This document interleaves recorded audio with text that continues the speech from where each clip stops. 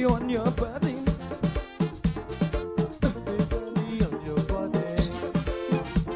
Let me rub my body on your body. I wanna rub my body on your body. I wanna rub and love up. I wanna rub and kiss up. I wanna rub and jam up. I wanna rub and rub up. I wanna rub my body on your body. Rub my body on your body. Let me rub my body.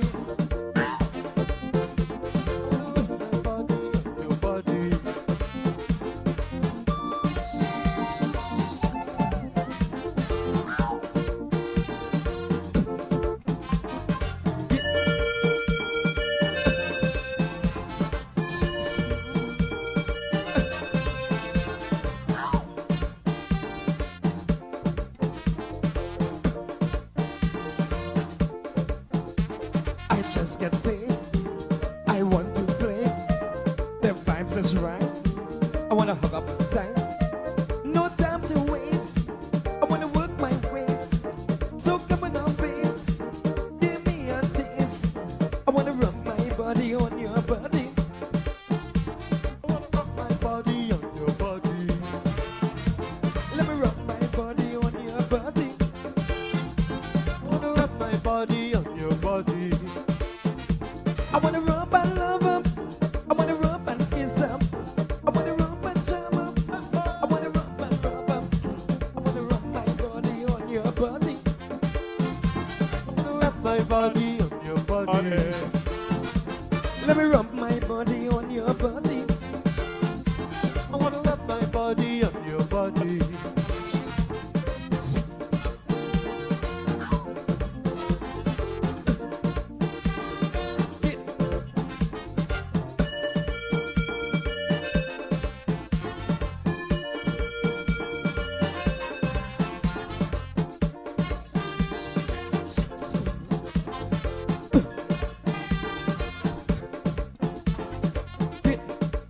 Pulling on. I'm feeling. I'm feeling. I'm feeling. I'm feeling. I'm feeling. I'm feeling. I'm feeling. I'm feeling. I'm feeling.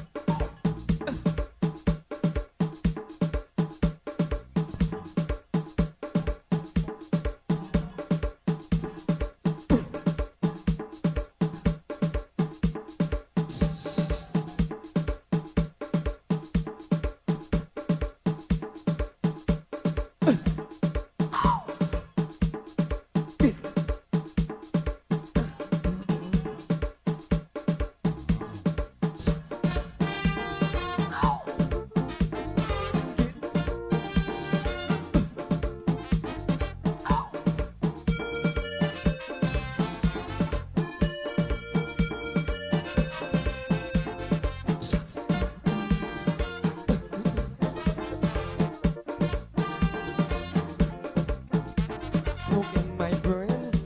I wanna do my thing. Work up a sweat until I soak in wet. Rub your body, show no mercy, because I'm feeling tipsy. Hello, this is attorney Shellen Washington, owner and founder of the Washington Law Firm, located at 455 Utica Avenue in Brooklyn, New York. We're specialized in medical malpractice, personal injuries, matrimonial law, and landlord and tenant. If you're in need of legal representation, please give us a call today. The number to call is 718-877-3100. Consultation is free at no cost to you. So call us today to see if we can be of any assistance to your legal needs.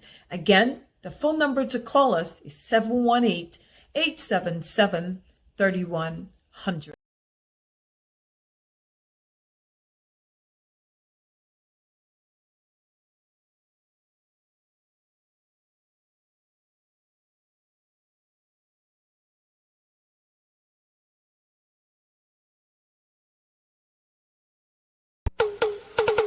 Basement level vibes with another one, straight up blackness. Aye, who tell the truth?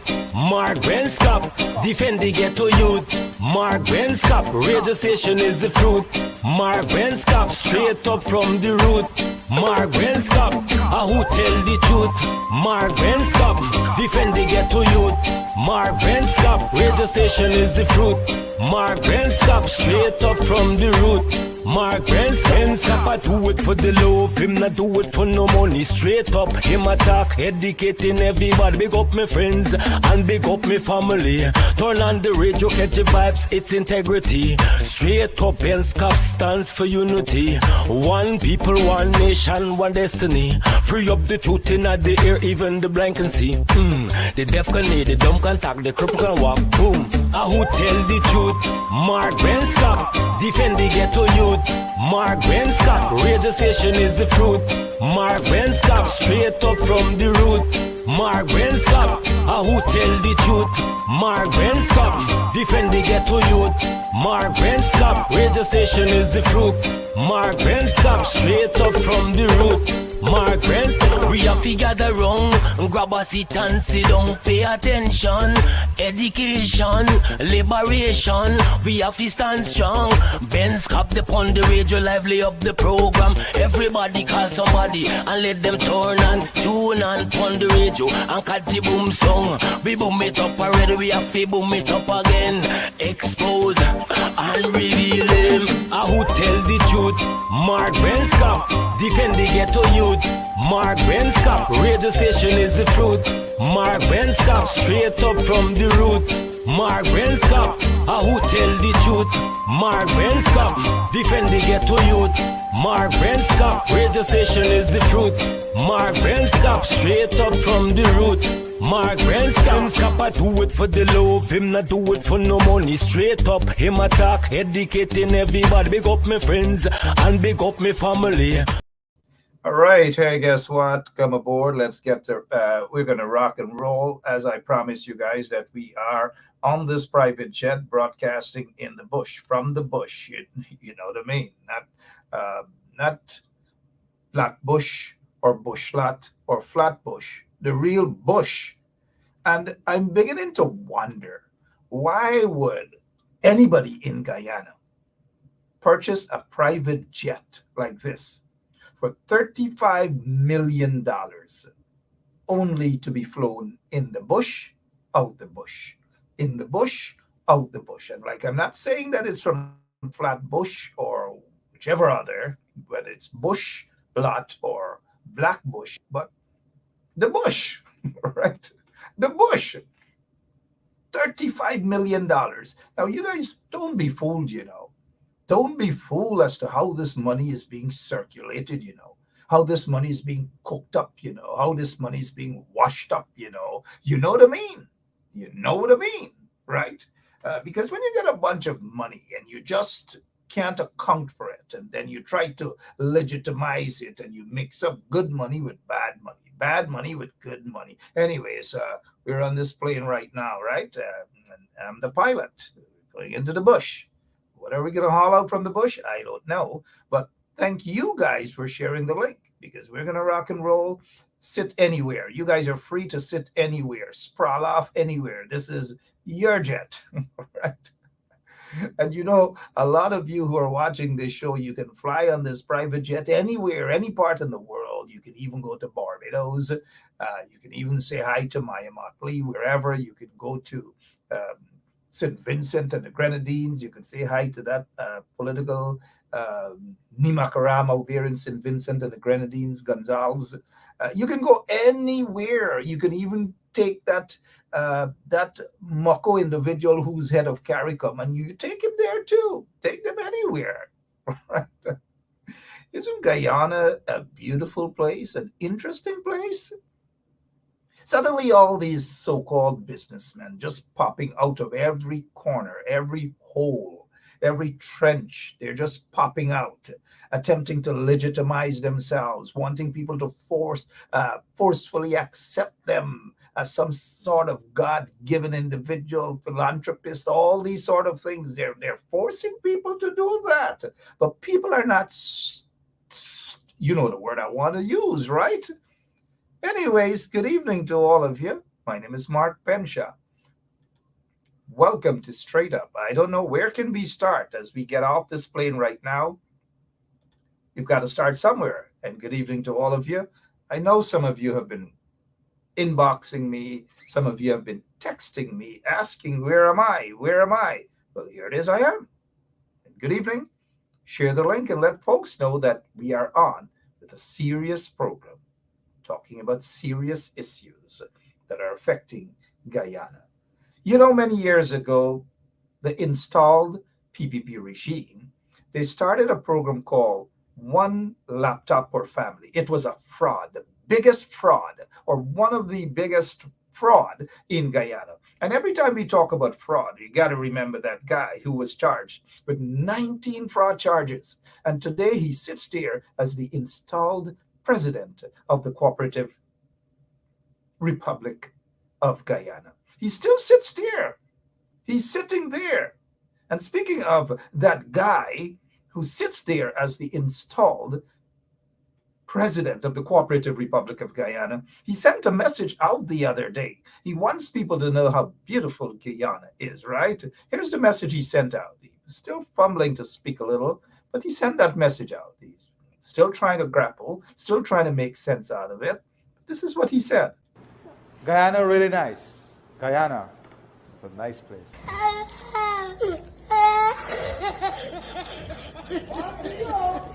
Oh my God, oh my God.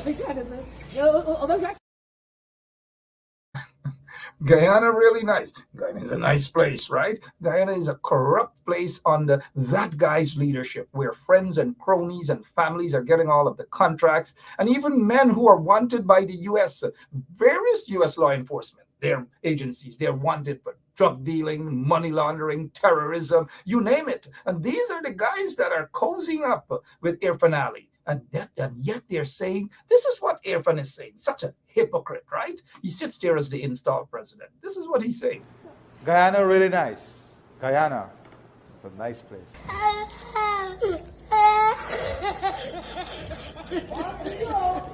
Oh my God, oh my God. Indeed, Guyana is a really nice place, right? With all of the oil money, oil. And look at this. Look at this. Look at this bridge. I am almost certain that they give one of their cronies or one of those corrupt individuals in the PPP, they maybe family member, I don't know, somebody to build this bridge. This is not the Berbice River Bridge, but I'm almost certain that they're going to say that this bridge costs, the taxpayers' monies that is, that this bridge cost maybe $15 or $20 million. Look at this bridge. This is the one Guyana they talk about. This is the road. This is the bridge. This is what these people are talking about. They are a bunch of corrupt vagabonds running that country. And they want to brainwash people about one Guyana. One Guyana. And Guyana is so beautiful. You know, Guyana is corrupt under these folks right now.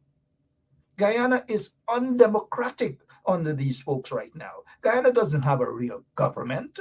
Guyana basically have a bunch of gangsters, penny gangsters, who are stealing billions of taxpayers' dollars, billions of oil money. They are stealing, and they're allowing the oil companies and so forth to just run away with all of the oil, all of the profits. And while they're doing that, guess who is paying for it?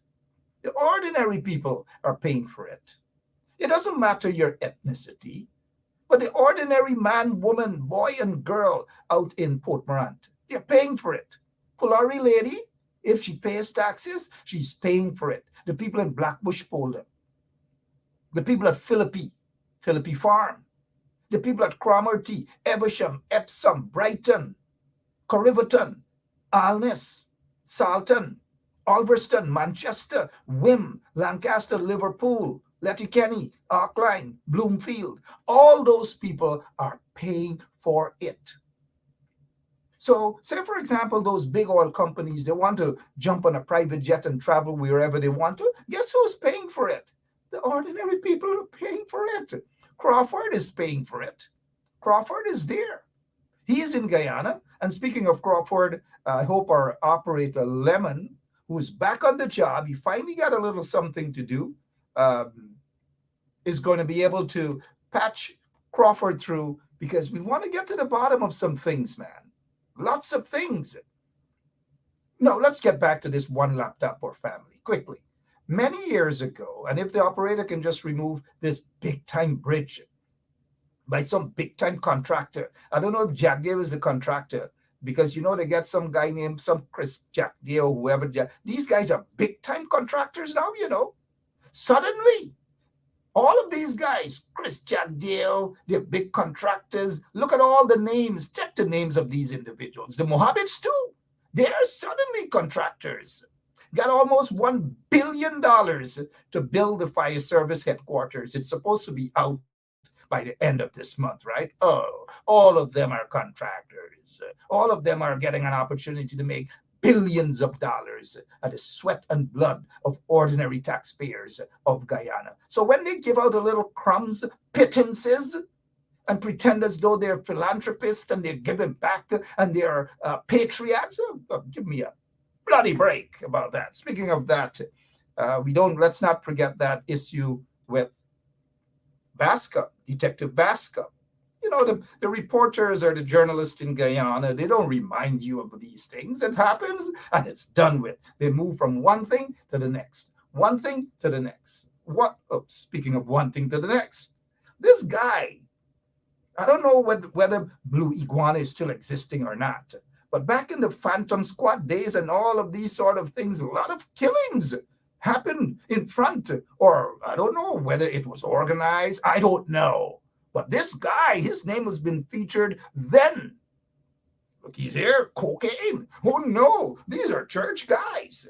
But putting that aside, right? Notice the type of individuals that the only kind of people that these guys in Kanu and the Guyana Police Force, well, it's not the Guyana Police Force, it's the Guyana Police Force for hire. It goes to the highest bidders. So if you have corrupt businessmen who are wanted by U.S. law enforcement agencies are running the Guyana Police Force right now. So these are the type of guys. Look at his complexion. I know he looks a little bit like Dr. Ram, right? Because they're all black, if you know what I mean. Dr. Ram is now in the U.S., but Dr. Ram was caught by U.S. law enforcement agency, arrested by U.S. law enforcement agency. But in Guyana, only one type of quote-unquote hustlers are being caught, are being arrested and charged and remanded and so forth. Look at them. The big time, get this guy off the screen, man. But the big time drug lords and drug dealers, smugglers, gold smugglers and so forth, they're not being arrested. Those who are high up on the list of U.S. law enforcement agencies in the U.S. law enforcement, they're not on the list. They're not being arrested, but they're being seen in photographs with the acting commissioner of police, with the installed president and other officials of the government, even some executives of ExxonMobil. All these things we're seeing, but nothing is being done. Nothing is being said about that and those individuals. But yet we have these ordinary citizens who are being plastered. Their photographs are being plastered, and they're wanted for acts of terrorism. Acts of terrorism because of a protest in Monrepo, not necessarily a protest where everybody did everything, but only one ethnic group is being targeted. And you see it. This person of African descent, she's wanted for acts of terrorism. Imagine, that is what she's wanted for. Acts of terrorism. But hooligans in the PPP are allowed to get away with 100 times worse than what this woman is being accused of doing. Let's take a look. You want to see terrorists? Take a look at some terrorists. Good, now we can see the real standoff. It's just part of the action, part of the real action.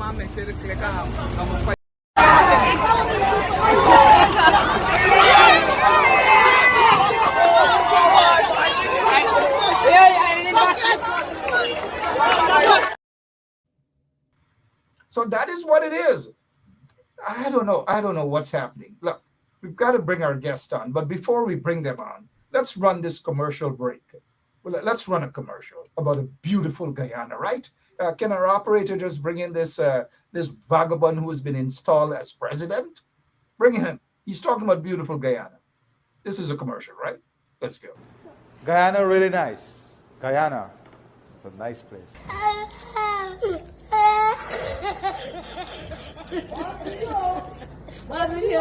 Oh my God, oh my God.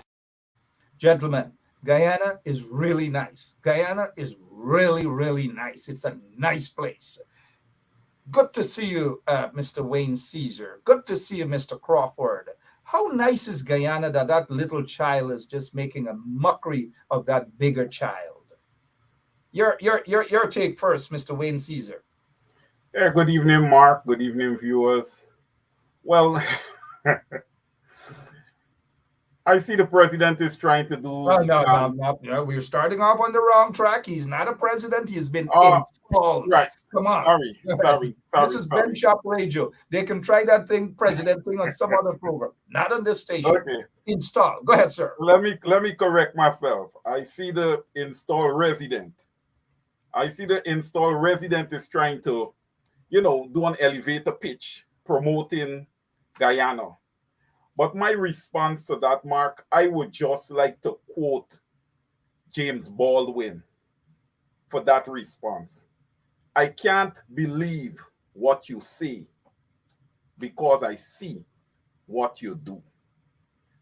So, Irfan, you need to get out of here with that garbage.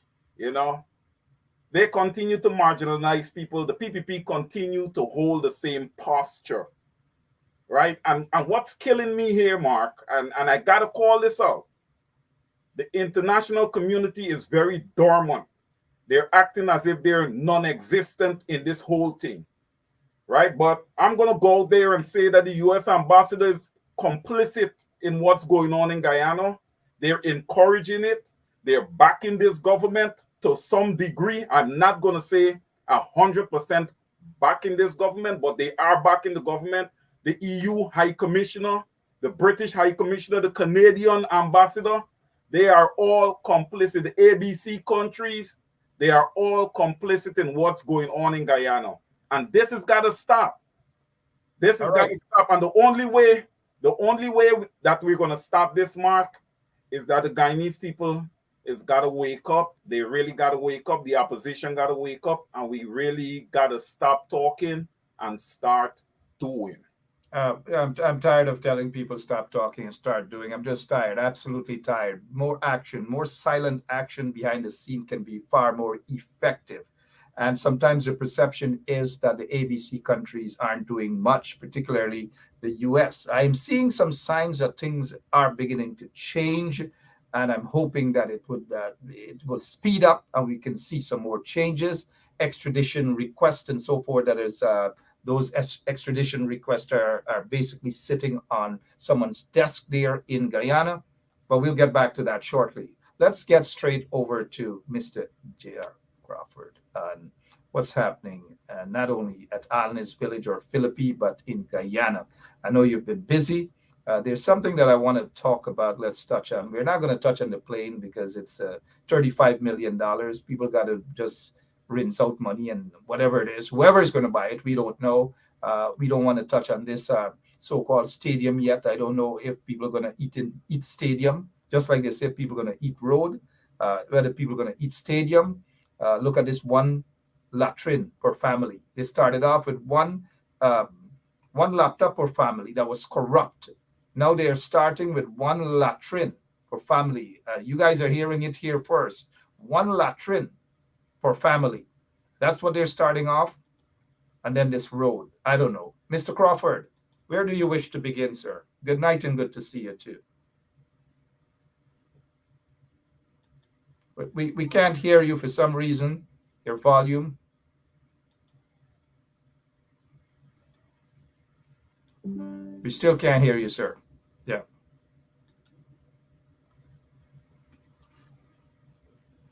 While Mr. Crawford tried to get his voice there back, we're not hearing, no audio coming from him. We spoke about this. We're still not hearing you, Mr. Crawford.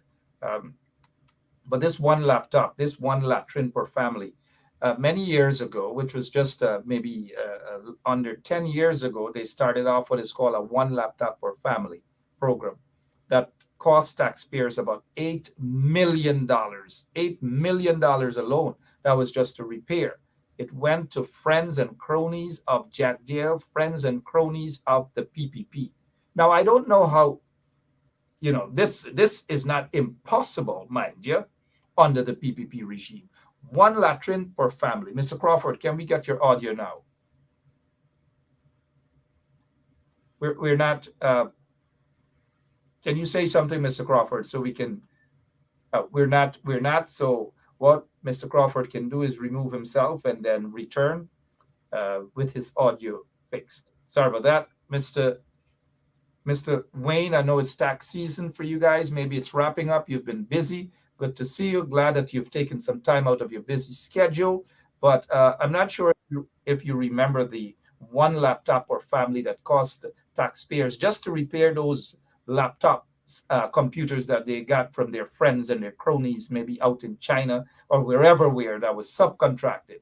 But $8 million went to their friend Young, a guy named Brian Young, millions of dollars to repair it and so forth, and other friends and cronies. And God in heaven knows what happened to that program. One laptop per family. Mr. Crawford. Yep, again, we can't hear you.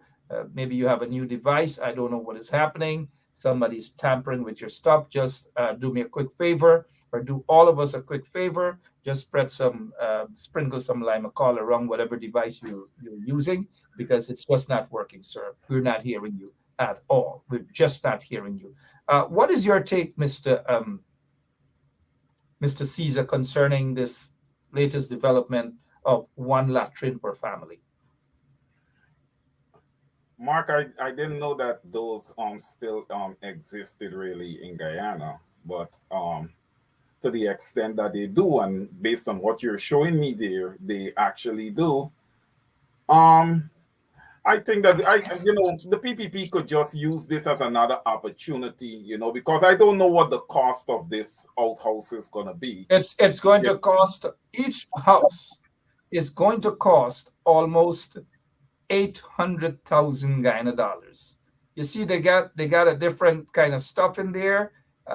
It's not the usual latrine that GR and I are accustomed to back in the days, but this is, I don't know, something is wrong with that government. But Mr. Crawford, can you hear us, sir? I'm hearing you. Are you hearing me now? Absolutely. Right on. Let's get on. What's on your mind? Let's talk. A lot of things we want to talk about. Well, first off, happy Pagua to all our Guyanese brothers and sisters who do celebrate it. Now, on to other stuff. What I'm seeing here is a total waste of our taxpayers' dollars. And I'll go straight to the Berbice Stadium that is supposed to be an asset. Why would you go out there and build a stadium when you can't have jobs for the people? Instead of building a stadium, you could have built a package factory, or you could have built processing plant and whatever. We have Albion Sports Complex, which is renowned for as an international venue. Why not just do a facelift there and save the Guyanese people a hell of a lot of money? But for some strange reason, we are looking at a stadium as improvement, when in reality, it's setting us back. It's going to cost the society a lot, because people are going to steal or go to prostitution to go attend these functions because there's no job out here.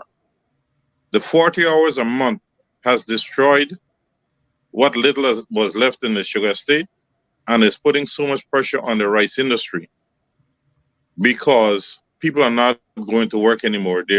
We are being pushed into a welfare state of mind. So we are not getting anywhere with this sort of behavior. These guys are not thinkers. They just don't think. They're not smart enough to think, and that's the other thing. Nobody. We are not saying that stadiums aren't good, and don't get me wrong. And I'm sure that that's not what you're saying. We want stadiums, but now is not the time for stadiums. People need jobs, our infrastructures. People need better schools. Kids need they need computerized schools. We want a regime that could talk about these things. And mind you, watch them rush out to talk.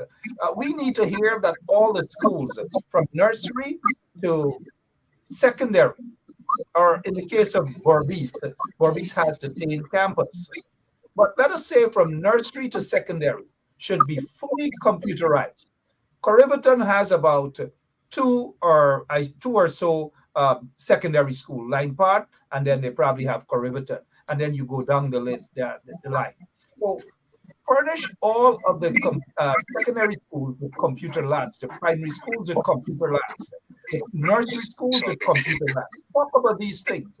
Don't talk about building a stadium and consider this developed and that the country is moving forward. The country isn't moving forward because what they're using the stadium to do, the building of the stadium, is to wash money and to give monies away to their friends and cronies to build a stadium that will turn out to be a white elephant, just like the synthetic track they have over in Lenora that became a white elephant.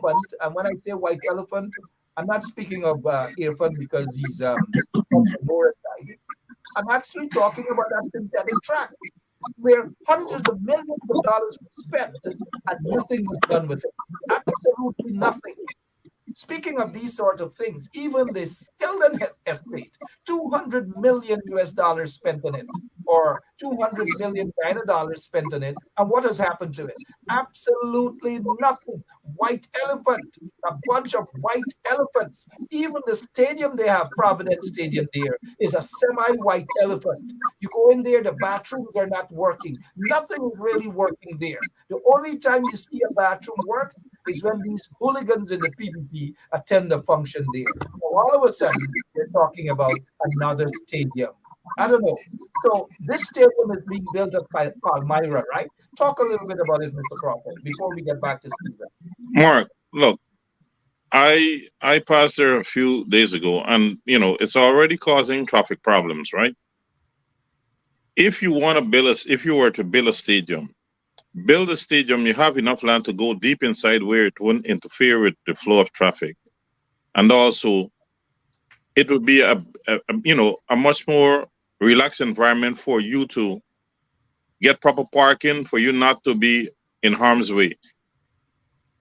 The folks who plan these things, I don't know if they just think about the return, personal gain, the illicit gains, or what it is, and where it is they're getting the monies. The people who are lending them these monies to do these projects should be questioned. Why are you building a stadium and you're not providing employment for your people, proper health care, better security? Wash money. It's all for personal gain for the selective few. I don't. But you are correct. Wash money is corruption, and that is what they're giving their monies to corrupt individuals to wash money. Right now, before we get to that, people are upset. Some people are saying they should build hospitals. I don't even think they should build more hospitals now. They don't need hospitals, Mark. What they need, and you see, the people of this country, they're either mentally retarded. Or some people. I'm living here. Why aren't we seeing these people demanding proper goods and services? The cost of living has hit the roof. There isn't proper employment. The respect for the population isn't there. And yet we're not seeing a togetherness. We are still seeing people that are divided.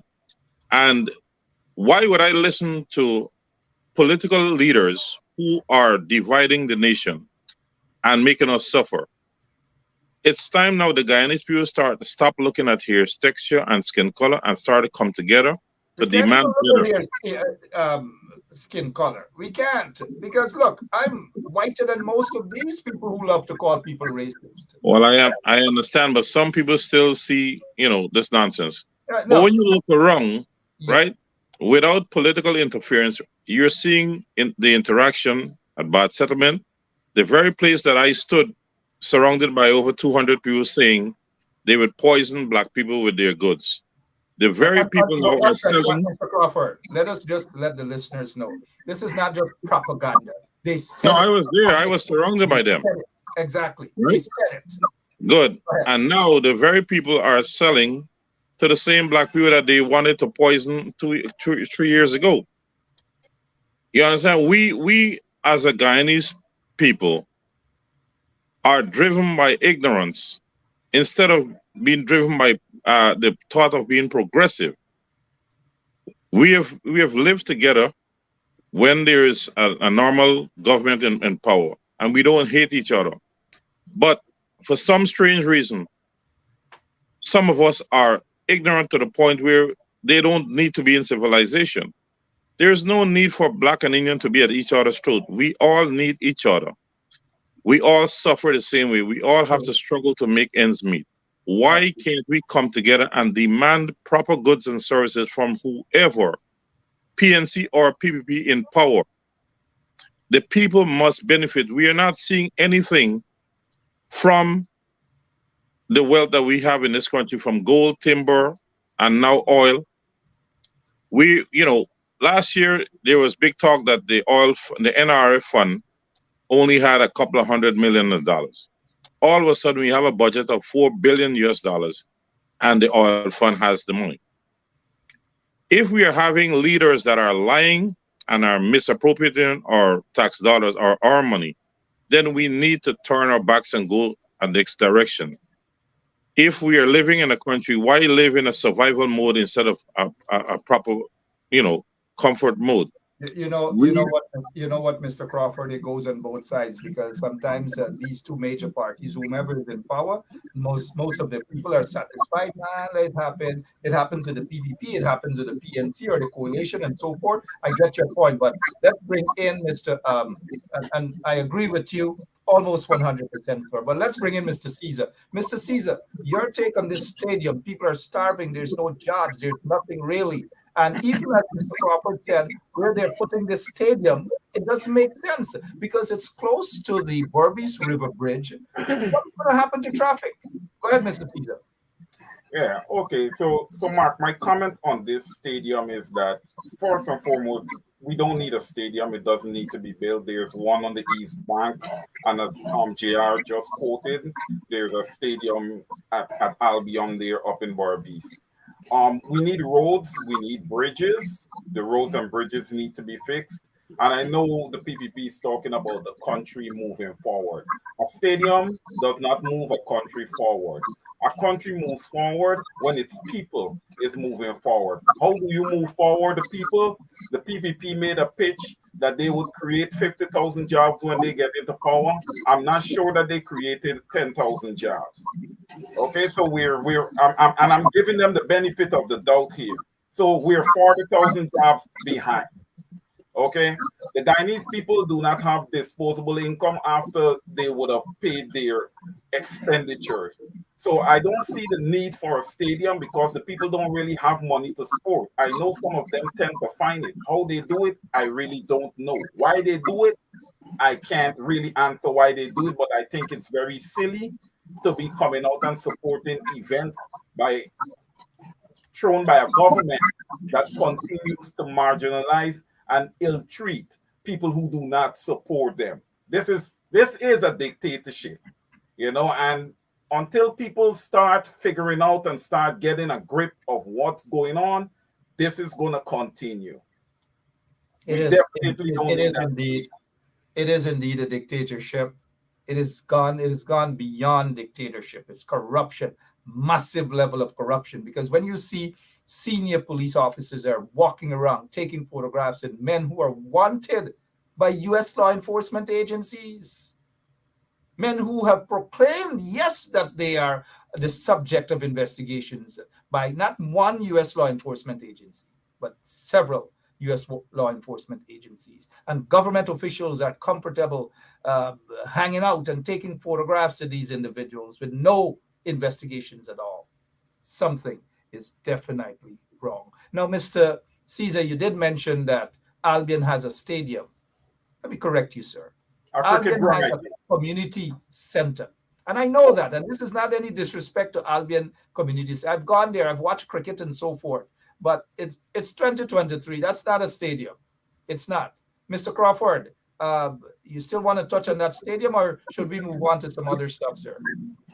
No, I mean, it's done and gone. Let's see what happens. I hope it's a failed project.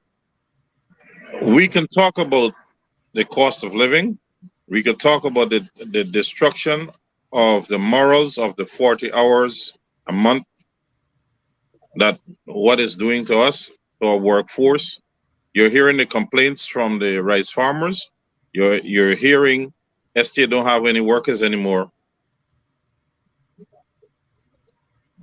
Gotcha. You know, one of the things that, and that is why people sometimes they don't see me on the show, is I believe in action. And the less we talk, because we can talk and call for action, and those guys over there are just not too action oriented. They just don't believe in action. Good evening to Mr. Norton. And when we talk about action, we're not talking about violence or fighting or whatever. You've got to keep these vagabonds in the PvP on their feet. You got to keep them. You got to always be 10 steps ahead in front of you. You can't allow them to be ahead of you. And that is why, I believe that my energy should be used. Look at this. Thank you so much, Operator Lemon. This is another thing. This is a youngster who was badly tied up in a so-called businessman's yard. To this day, the family members and so forth don't know where this individual is. They don't know where he is. But this is the subject of U.S. law enforcement agency as well. They want to find out the individual, whether he is alive or not. We'll touch on that maybe on another occasion. Mr. Crawford, Mr. Caesar, this CARICOM chair is saying that installed Mohammed Irfan Ali is a man of integrity. CARICOM chair. Let me get, who's going to take the first bite of that? Caesar? Mark, when you see these statements are being made by people from international organizations, it's shocking, yes, but the Guyanese people must take it and understand that the corruption is far and wide. And thus, for us to have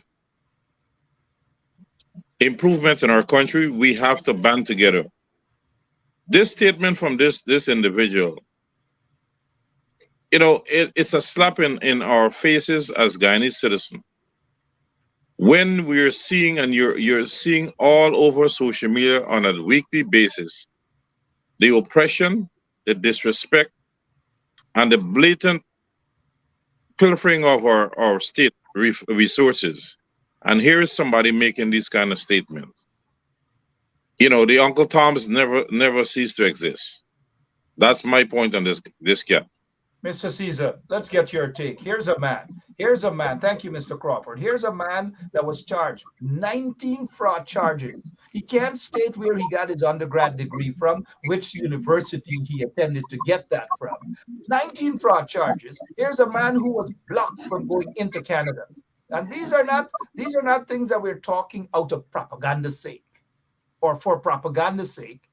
These are things that are basically factual. Canada blocked Irfan Ali when he was not installed as president. He was on his way to Canada. They blocked him. Irfan Ali, said that he's going to say publicly why they blocked him. He hasn't come out publicly to say why they blocked him, but when he was installed as president, then he was able to fly back to Canada. But to this date, he hasn't said to the public why they blocked him. Is it because of alleged money laundering? I don't know. But he hasn't said anything. All we have heard from Irfan thus far is this. Guyana, really nice. Guyana. It's a nice place. Oh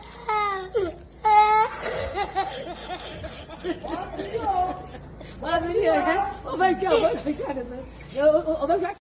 Now, let's get to Mr. Caesar. Mr. Caesar, reading from what the chairman of CARICOM has said, the current chairman, that Irfan Ali is a man of integrity.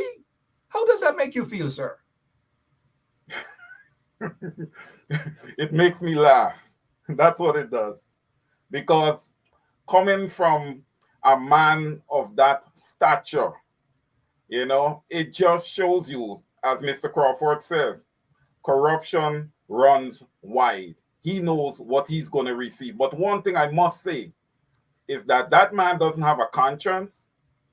He lacks integrity. He lacks humanity.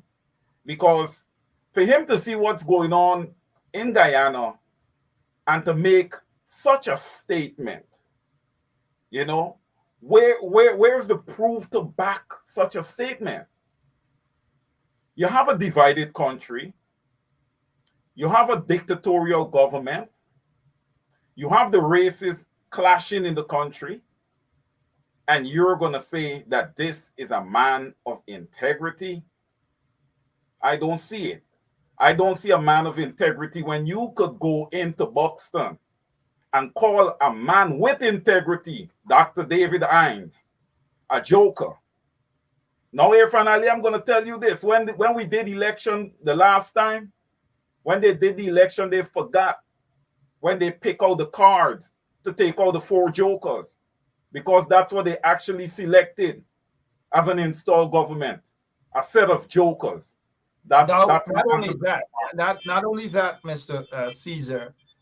Let me, if the CARICOM chair is watching, and somebody can give him this clip, the same man that he's saying that is a man of integrity, 19 fraud charges. Of course, they're allegations, they're charges. We must admit that it wasn't brought before the court.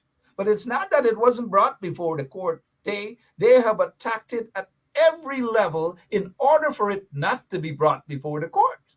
Now, if the 19 fraud charges were brought before the court and he was exonerated, he was freed because of no evidence, then we can understand. But it was never. And as soon as they were installed, the DPP actually withdrew all of those 19 fraud charges. All of the 19 fraud charges. And now this is a man who has integrity, according to that Looney Tune who sits there as the head of CARICOM. Let's take a quick look at this clip.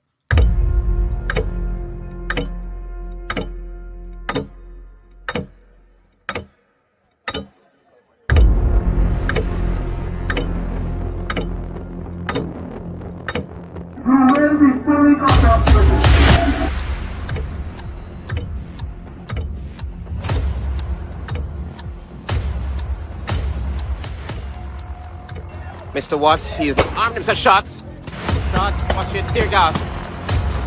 Live rounds, also I can see that.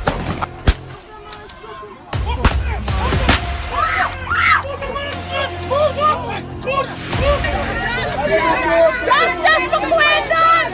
The man is a boxer, man. Why can't put in a boxer, man, to do that?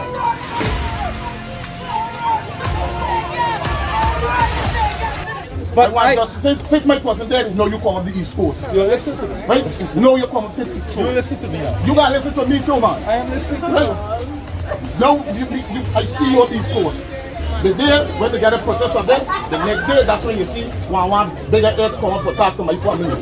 Right? And that's bad. If you didn't do a protest, you want to see nobody for justice. You see? I'm not holding back nothing. I'm not holding back nothing. I just need justice for my family.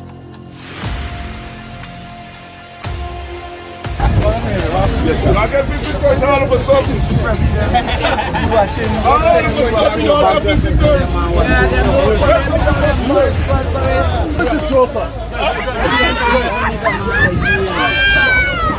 Who is that Joker? That piece of plum. They know who to deal with, you know.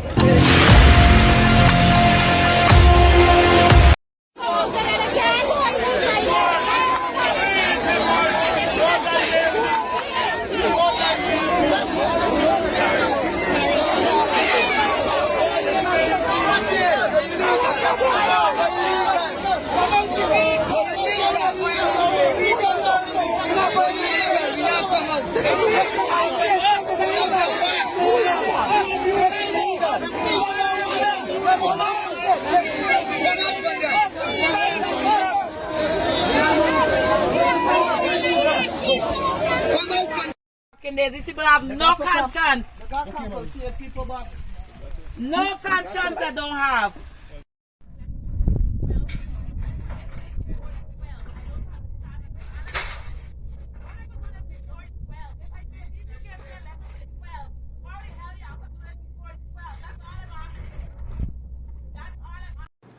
Guyana really nice. Guyana. It's a nice place.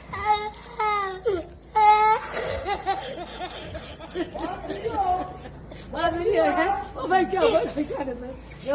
God. Man of integrity? Guyana real nice? Look at what they've done to that woman's house out there in Linden. And they're still targeting the people of Linden. Watch what they're going to do in coming days. I hope I'm wrong, but the people of Linden should be prepared because the installed PPP regime will be back in Linden with their goons to bulldoze people's properties right there in Linden. They're already complaining that that squatters, quote unquote squatters, are impeding housing development, which will be given to their friends and cronies. Watch out for that. Mr. Crawford, take it over. What else you want to talk about? You want to talk about a man of integrity or what? Men should be ashamed of themselves. You had the Charandas fiasco in India. He came to the nation and he said Charandas is being recalled. He lied to the nation. I don't understand the people who support this political organization if they're not seeing that they're being blatantly disrespected, they're being taken for fools, and all they are political pawns on election day. They're being used to discriminate against people who do not support this party. And at the end of the day, the country goes nowhere. A selective few gets rich, and the majority of the people are at war with each other. They can hardly survive. They don't have proper medical coverage. We are not respected in the international countries. Our children don't have a proper future unless you're in the buddy system where you're going to grow up knowing that integrity is not something that's part of the home. Hustle and stealing is what matters.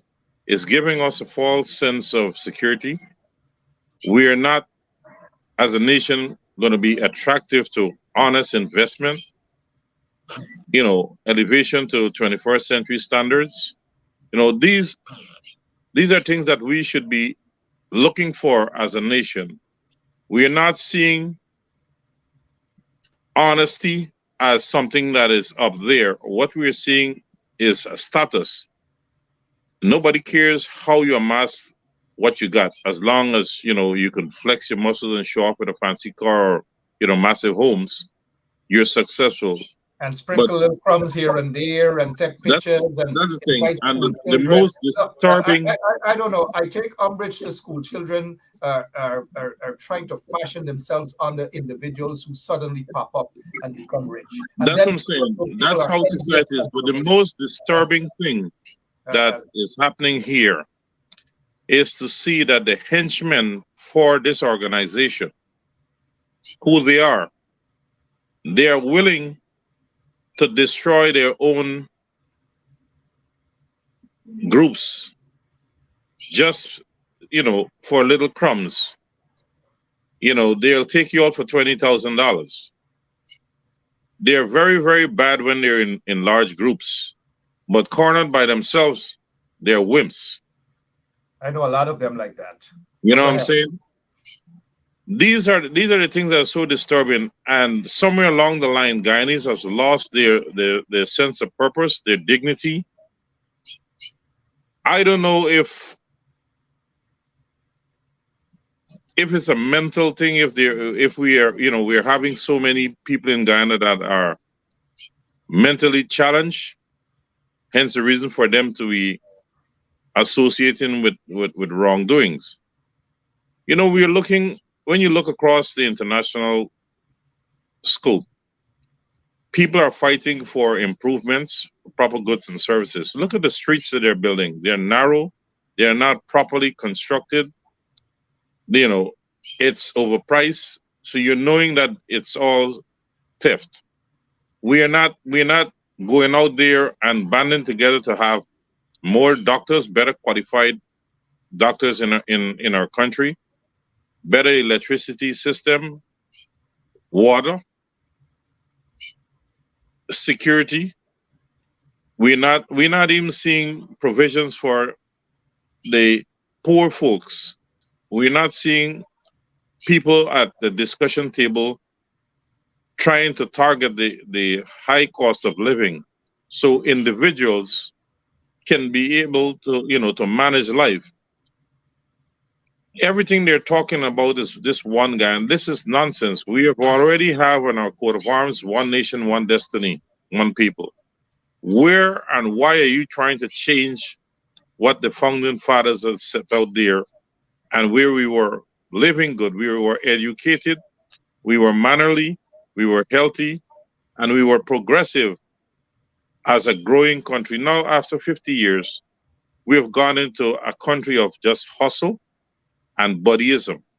Hustle. When are we, hustle, as a people, are going to stop hating each other because of race or religion?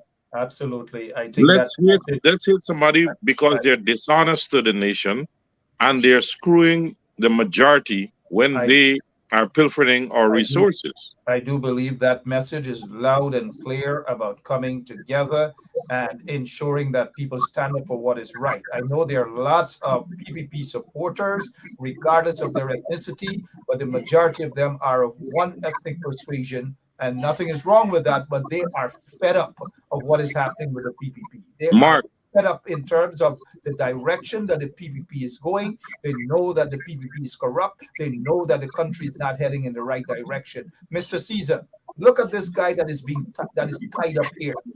Look at this guy. Is this how you run a country where businessmen feel comfortable that they can tie somebody up like this, beat this person up, and nobody knows where this person is today? No one knows, and law enforcement agencies in Guyana don't give a damn. How does this make you feel, Mr. Caesar? Well, Mark, you could look at this a few different ways. Of course, I feel horrible for that young man just laying there, all tied up and everything. And whenever you see these things, Mark, I don't even you don't even have to show me the picture. All you have to do was just start talking about it, and just my photographic memory, or I would have just pictured a young black male, because that's what it's always been. We had about 6 or 8 people I saw arrested for money laundering. When I look at them, I'm like, please, come on. What kind of money does these people have? What kind of money does these people have? When you talk about that, Mr. Caesar, you're an accountant. These people are business people. And when we talk about them like that, they come up and they say people are jealous of them. They are business. Okay. Business people. But on a serious note, we've got to find out who this young man is, because law enforcement agencies want to know, and not the law enforcement agency in Guyana, definitely, because they don't give a damn. They probably already know what has happened to this young man. But Mark, I want to make one point here. Mr. Caesar, this is the country. This is the country, Guyana, where Irfan Ali is saying this, and he's encouraging people to, guess what? Guyana really nice. Guyana, it's a nice place.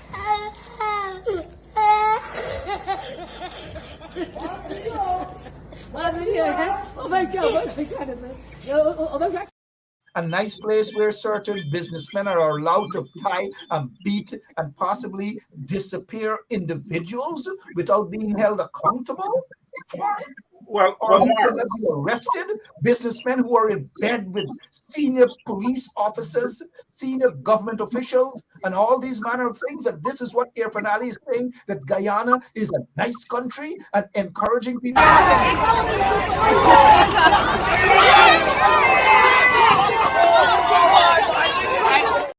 Guyana under the PDP, where people's homes are being broken down, where an ambassador, a so-called ambassador, is talking to this. Speaking of women's month, right? This is a so-called ambassador, Charan Das, the Guyana High Commissioner to India. No. You're throwing out a helpless dog? What helpless dog? I don't need a dog in my yard, all right? You want a dog, take it, put it between your legs. You little bastard. No, you probably want the dog to fuck you. That's what you want. I don't care. I don't care who you are. I don't care who the hell you are. Fuck you. Yeah, now listen to me. You're drunk. Don't let any woman come in my yard. You're bloody drunk. Hello. You like the camera? You don't understand English. Speak in Hindi. Chalo, tum chalo. Yeah. And this is the Guyana that Air Penali wants people to go to. Again, hear what he has to say.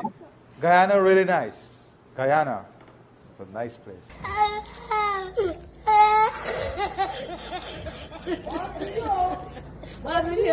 Oh my God.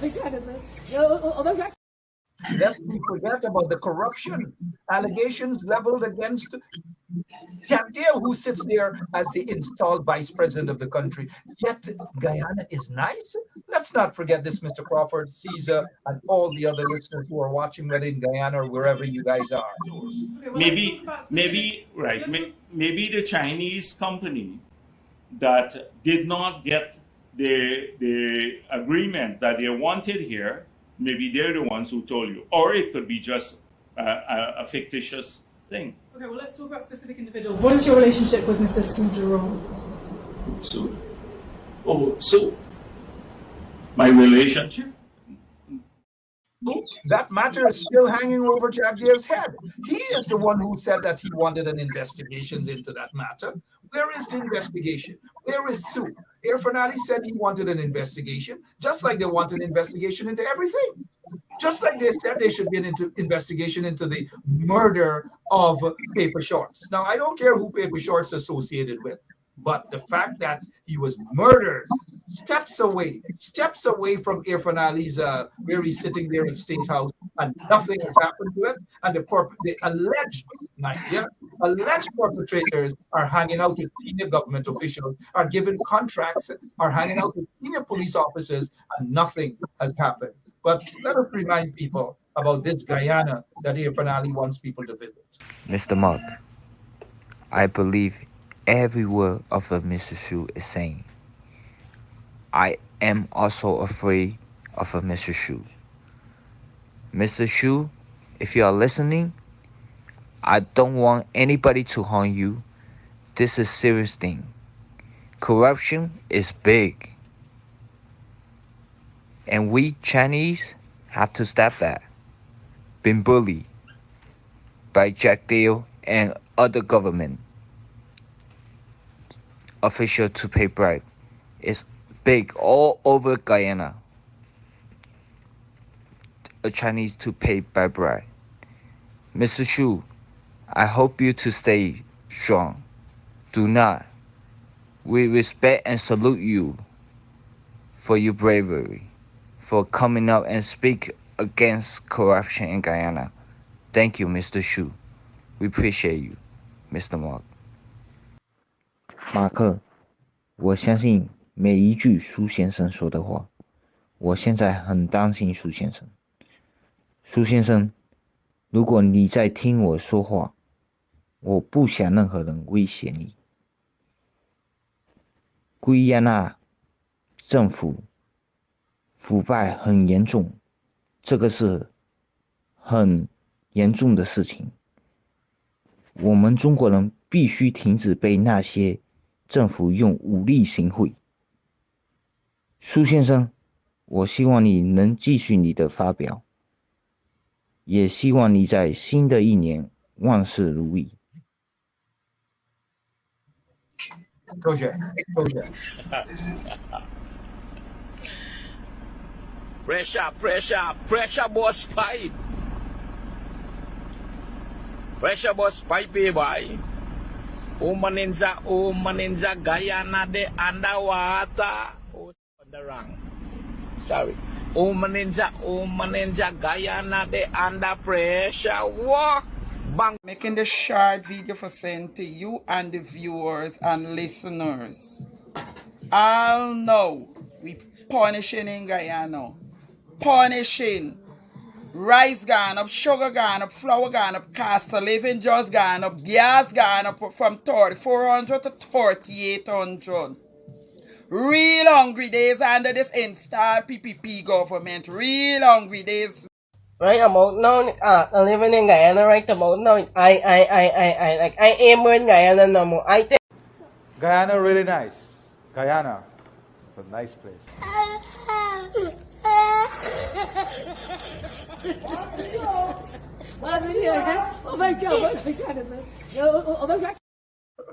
After all that's happening, Guyana real nice. It's a nice place. Nice. And look at what they're doing to Guyana. They're destroying Guyana. Now I noticed somebody said that this is her sister's this is her sister's son or something to that effect. I'm not sure, but I did see it earlier. Sorry about that. I'm seeing that it says, Mark, this is my niece son. Okay, this is your niece son. So Paula, what's happening with this young man? Is he wrong? Is he still missing? What is happening? And we need to know, please, Paula. Somebody's saying that they don't know what's happening. This is, and we're going to get to the bottom of this. We need to find out what has happened to this young man. We need to find out. We got what you're saying, Paula. But Mr. Crawford, Mr. Caesar, we're looking at the time. What else we can talk about before we go, gentlemen? Mark. Crawford, you want to take it? Yeah, Mark. Yes, sir. Another disturbing trend that we're seeing a lazy and a lackadaisical and a don't care opposition team. Oh, no, don't, Mr. Crawford. Mr. Crawford, you and I have never disagreed in a long time on this program. How can you say that? These people are working behind the scenes. They're doing a lot of things. They're researching, they're making phone calls, they're going to the hairdresser, they're going to the soup place, they're doing things. But maybe it's just that we are not seeing what they're doing. But continue, sir. Sorry, continue. Yeah. Now, it's not only to the people who support the coalition team, but every single Guyanese is being done a disservice when an opposition does not stand up and rein in, especially when you have a runaway train government. And these people that are in position now, many of them should not be in leadership position. And the people need to start to stand up and stop being afraid to speak out. The opposition has allowed the current administration to behave as if they're the only individuals who have a voice, who can mandate what goes for our country. We cannot have a team of people who are being elected to serve the Guyanese public, and they're not out there. They're collecting salaries, and those very ones who are silent and they're collecting their monies are the same as the ones that are in office and pilfering our resources, because you're earning money for not doing anything. And the whole nation is suffering because you're not standing up to fight. If you're afraid to open your mouth, please hand in your resignation. And this goes from Norton straight down to the less people. And a lot of folks was, at my throat back in December of 2023. And I stood by my words. I wasn't wrong. We've seen it unfold like a movie. It's time now for the people to start putting people who have the country's growth at heart and people's happiness and not their self-interest. And there are many who are going to say that some stalwarts, and there are some of them who have been in the party at different levels that I've seen that are not worthy. They can bring a vote or two, but they have position. It's time to dump all these people. And the sad part is that many party loyalists are not, they're not going to accept somebody who's a straight shooter because everybody is looking to get a hustle deal done. Nobody wants to go through, the right channels to earn a proper living. And, when you look back at what happened since they chased Mr. Granger off, it's a total destruction. And like it or not, he was the one who kept us. We didn't have this racial tension in public. If they were there, people were not going to bring it out. Many of us need to go back to him and ask him if there's anything left in the tank for him to serve us or try to wrest this country from going over the falls. But we seem too intent on beating up on Mr. Granger without trying to do the research on what happened and who were complicit, like Wayne was saying early in the program, from the selective Americans, some Canadians, some EU, some British people. And the Guyanese people has to look at Britain. If Britain was our ruler back in the days, they left us in this mess. They continue to allow us to be divided because of the system they left in place for us. And now they're hurting us in our economic section, and it's going to destroy all the other areas, all because we are not coming together and to be a one people, one nation, one destiny. We're so caught up in this fear and this frenism that is costing us and our future a lot more than we bargained for. And it's a shame to see Guyana with all this wealth and a country that doesn't have earthquakes and tsunamis and tornadoes and all these things. Look at how we are struggling. We are living like rats in holes. And, I'm not saying that I am a super person, but I will never live in fear. I will live with fear, but not in fear. And if tomorrow morning I am being assassinated by anybody who feels I'm a threat to them, I do hope there's a total uproar in this country. It has to stop. We as a people need to look ourselves in the mirror and say, are we here in Guyana just to be in survival mode, or are we going to live a proper life? A life where we can respect our neighbors, where we can be an asset to our communities, and that stretches into our counties and into our country. Our attitude has to change. This run-ins and this hustle, this dope smoking, these are things that are destroying us. If we come together as a people and start to be respectful, we are going to see proper investors. We're going to have opportunities. We won't be waiting 534 days to get a visa appointment. You know what I mean? We will be a nation where people will respect us and we'll have more things. We'll have a better life, more opportunities to be, doctors or doctorate or get real doctor's degree and not, honorary stuff. All right. But here it is again. When you speak out of the ministers on and off the government on these shadow people, they get annoyed. And I say to the average Guyanese today, to hell with those who get annoyed. If someone is elected to serve the people, if they're not, time to kick them to the curb, because we cannot afford it.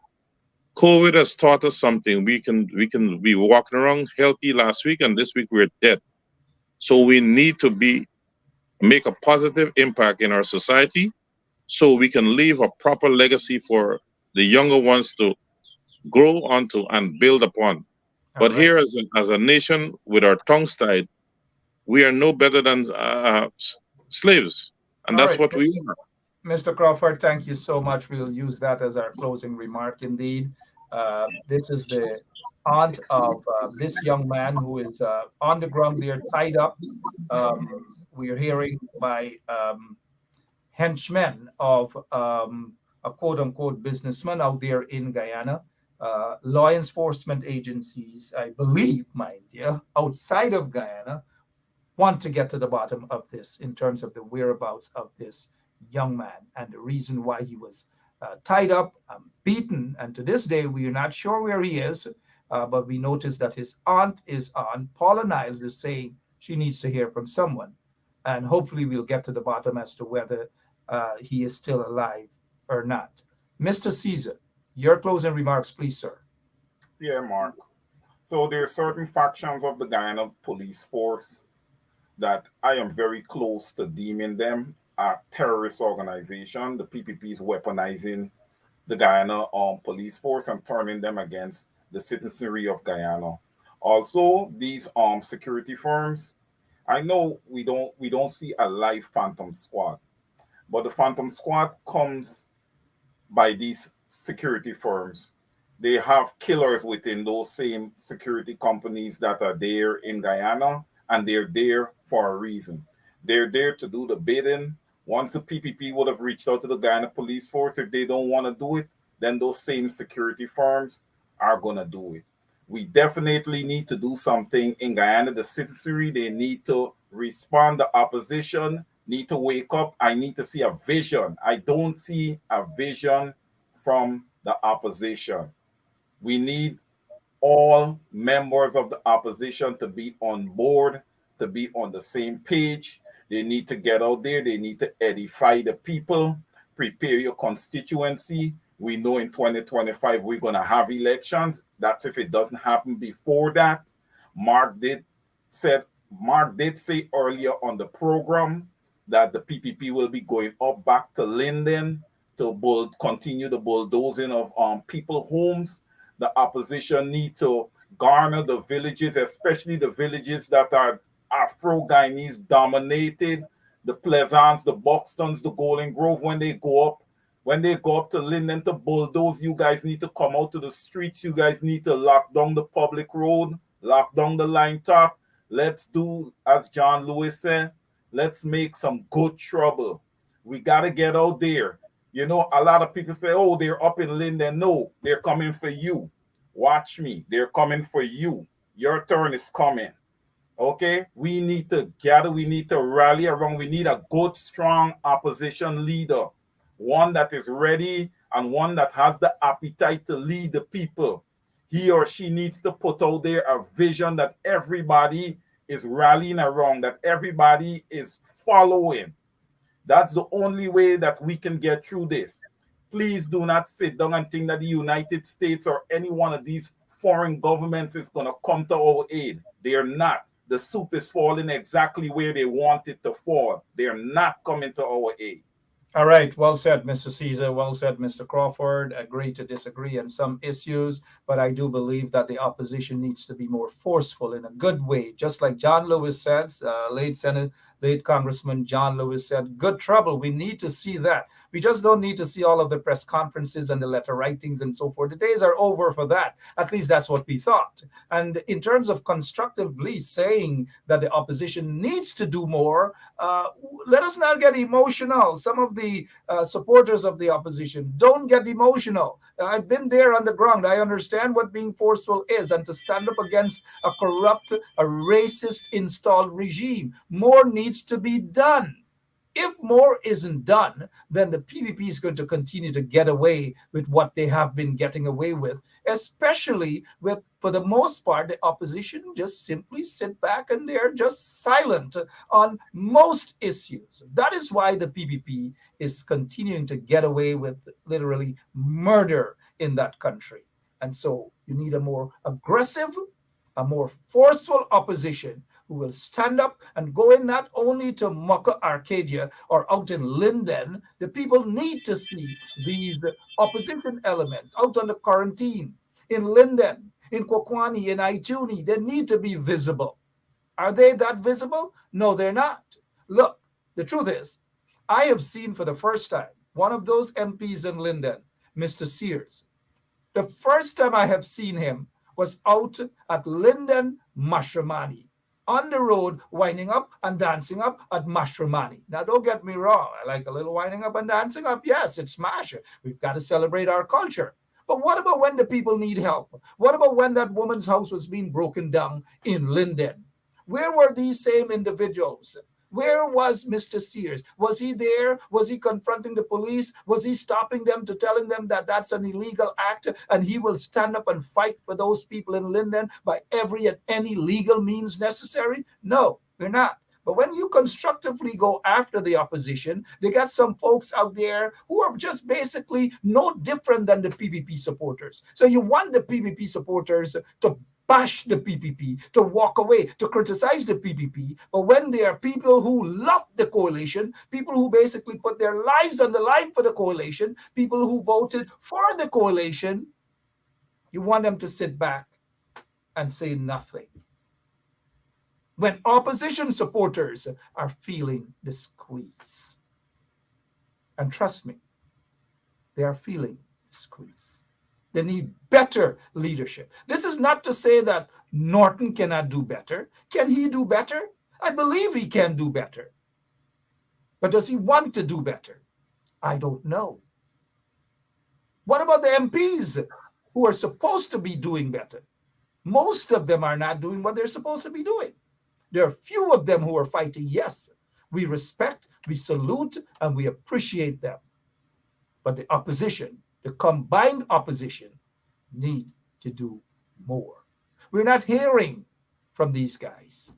And you're saying because we're not hearing from these guys, we must shut our mouths, and that when we call them out, we are wrong for doing that? I've got to go. I've got to go. I really got to go. Let me see. Let me see here. Let me see here. Concerning that young man, this lady needs to find out. She doesn't know. And look, I'm not gonna say anything.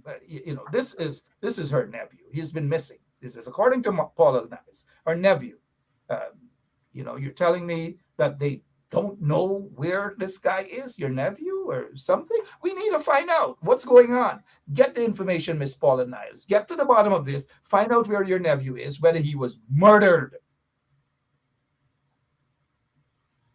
I don't know. Look, sometimes I get... Mark, that businessman should be arrested. One second, sir. Sometimes I get a little worked up. And maybe sometimes I shouldn't. But I've got to go. Gentlemen, I've really got to go. But I become very impatient sometimes, and do forgive me, folks, when people on this side, the coalition side, don't like the constructive criticisms. They want to sit down, and we must stay quiet and allow this sleeping opposition to continue to do what they're doing. Sleep. And nothing must be said to wake them up. They should be up. Because if they're not awake, that's the end of Guyana for all of us. I've got to go. Mr. Crawford, thank you so much. Mr. Caesar, thank you so much for your time. And to all of our listeners, thank you all so much. Keep an eye out. Send us the information as to what has happened to this young man. Mr. Crawford, thank you so much. Mr. Caesar, thank you so much as well. We appreciate what you guys do. Somebody's saying his name is Keith. But thank you so much, gentlemen. I've got to go. So long.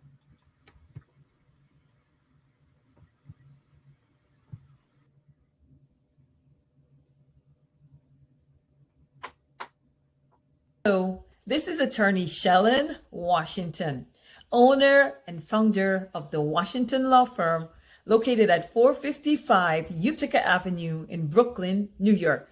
We're specialized in medical malpractice, personal injuries, matrimonial law, and landlord and tenant. If you're in need of legal representation, please give us a call today. The number to call is 718-877-3100. Consultation is free at no cost to you. So call us today to see if we can be of any assistance to your legal needs. Again, the phone number to call us is 718-877-3100. Basement level vibes with another one, straight up blackness. Aye. Who tell the truth? Mark Benskop, defend the ghetto youth. Mark Benskop, radio station is the fruit. Mark Benskop, straight up from the root. Mark Benskop, who tell the truth? Mark Benskop, defend the ghetto youth. Mark Benskop, radio station is the fruit. Mark Benskop, straight up from the root. Mark Benskop, I do it for the love, him not do it for no money. Straight up, him attack, educating everybody. Big up my friends and big up my family. Turn on the radio, catch the vibes, it's integrity. Straight up, Benskop stands for unity. One people, one nation, one destiny. Free up the truth in the air, even the blind can see. The deaf can hear, the dumb can talk, the cripple can walk. Boom. Who tell the truth? Mark Benskop, defend the ghetto youth. Mark Benskop, radio station is the fruit. Mark Benskop, straight up from the root.